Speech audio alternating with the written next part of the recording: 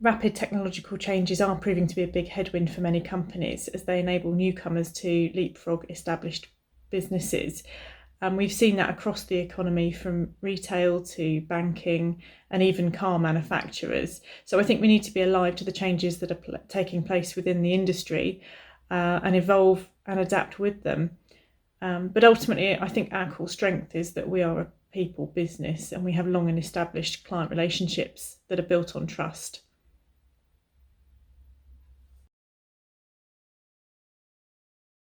Perhaps unsurprisingly, technology stocks have had a stellar year as our movements have been restricted, so we've sought to compensate with technological solutions, whether that's using tablets to homeschool the children or doing the online shopping, or whether that's upgrading the Wi-Fi package to enable the family to work and be educated from home through lockdown with multiple devices running at once.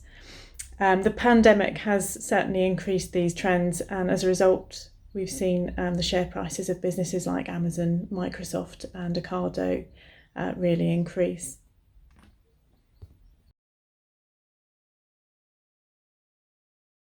Absolutely. There was already a notable increase in interest in ESG investment even before the pandemic, and if anything, the last 12 months has galvanised considerably more interest in the area.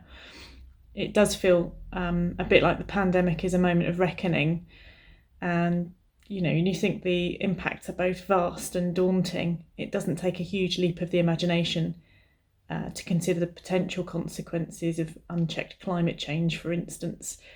And I think many investors are now far more aware of the impacts of some of these existential risks, and also the opportunity set that comes with the solutions that might yet mitigate them.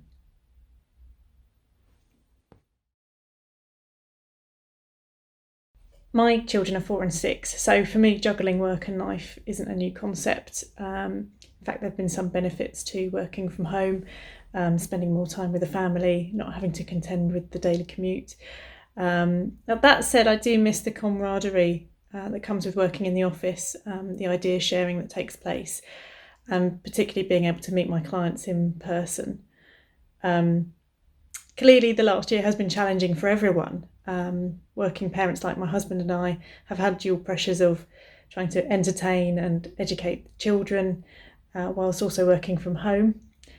However, there's been a bit of a levelling of the playing field as well, I think, and perhaps a bit more empathy, dare I say admiration for working parents as a result. And it almost seems laughable now that the headline news on the BBC in March 2017 was Professor Robert Kelly being interrupted by his children during a live interview. I think most parents working through lockdown probably had at least one of those moments.